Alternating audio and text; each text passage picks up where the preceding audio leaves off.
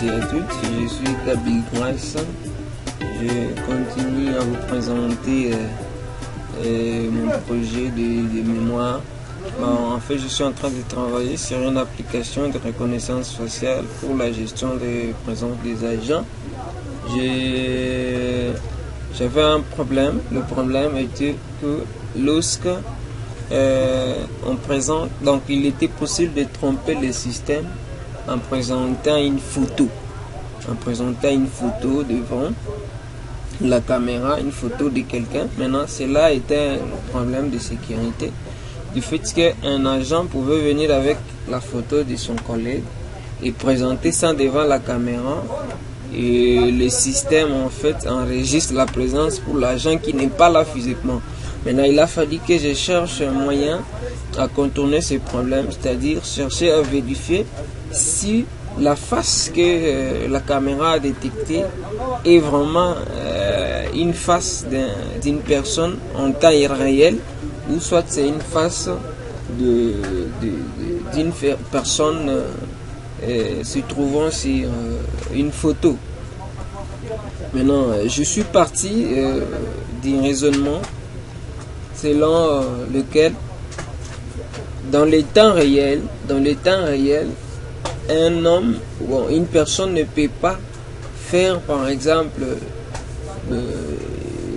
5 secondes sans effectuer des mouvements, donc sans faire des expressions faciales. C'est-à-dire, par exemple, les paupières peuvent bouger, c'est-à-dire que les yeux peuvent bouger, c'est-à-dire que la bouche peut aussi bouger. Maintenant, j'étais en train de vérifier le dynamisme qui existe sur les expressions faciales de la personne devant la caméra. Donc, avec le SDK, la librairie que je suis en train d'utiliser, je suis en train de tester les smiles de l'agent. C'est-à-dire, je prends, lorsqu'on capture la face de l'agent, j'enregistre son smile, c'est-à-dire le sourire, et à combien de degrés. Et de combien de degrés. Si je trouve par exemple le sourire est à 90%, par exemple, 90% pour la première fois. Pour la deuxième fois, si je trouve encore 90%, je soupçonne déjà que c'est une photo, parce qu'au moins sur la photo, les expressions faciales sont dynamiques, sont plutôt statiques.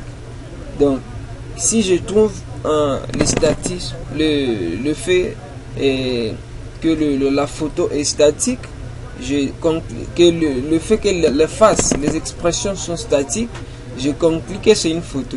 Si les expressions faciales sont dynamiques, c'est-à-dire que c'est une personne qui est en temps réel devant la caméra. Et je suis toujours dans le test. Je vais vous montrer comment ça marche.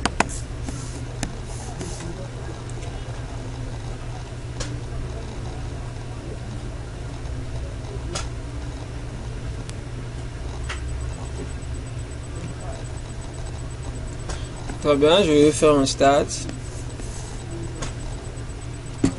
Bon, moi je suis là en temps réel. Vous voyez? Bon, super reconnu ici. Vous voyez? Donc, mon smile ainsi que donc mes expressions faciales sont dynamiques. Donc, là, je dis que c'est une personne vraiment devant la caméra. Maintenant, si j'introduis maintenant la photo, regardez. Regardez très bien. Bon, il faut qu'il y ait d'abord reconnaissance. Ouais, vous voyez? En fait, je fais le système exit.0. Vous voyez directement, le système a découvert que c'était une photo devant la caméra. Et si c'était un agent, même s'il était identifié, bon, bien sûr que pour la première fois, il y a déjà des instructions de présence qui seront enregistrées, mais j'aurai la possibilité, donc si je trouve déjà suspect photo, je fais quoi? Je supprime la présence qui était déjà enregistrée pour le compte de cet agent. Donc, vous voyez comment, quand je plaçais seulement la photo, le système a comparé, a vu que non, ces expressions sont statiques et le système s'est arrêté. Bon, de toutes les façons, je n'arrêterai pas lors de l'implémentation de cet algorithme dans la bonne application, mais c'était tout juste à titre pédagogique pour montrer comment ça marche. Et si vous regardez ici, j'ai mis même un message. Nous suspectons que le visiteur présente une photo. Vous voyez, si vous essayez un peu d'analyser ces séquences de réponses, vous allez trouver à un certain moment les e-opens, c'est ce que je suis en train de tester, était de 99%. Je l'ai placé dans la variable y, donc j'ai utilisé trois variables, variable y, variable a et la variable tempo. Dans la variable y, je stocke à l'initial, je mets 0. Et la variable a, c'est-à-dire 0, c'est-à-dire les smiles, le i open, je mets 0, i open, je mets 0 au début.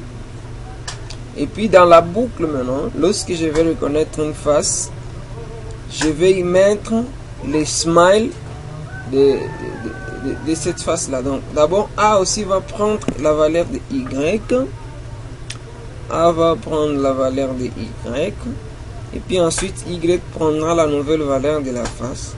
Lorsqu'on va capturer encore, ça sera le vice versa. Donc Y encore, A prend l'ancienne valeur de Y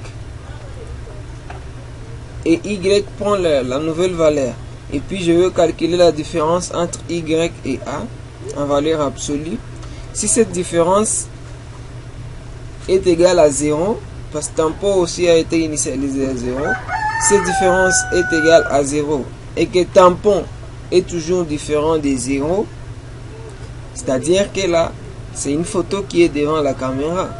Mais si une fois que tempo est encore 0, je tolérerai à ce que je vérifie pour la deuxième fois, parce que par hasard, c'est possible que même si une personne est en temps réel, deux captures peuvent donner le même smile, mais plus de 2 ça ne va pas.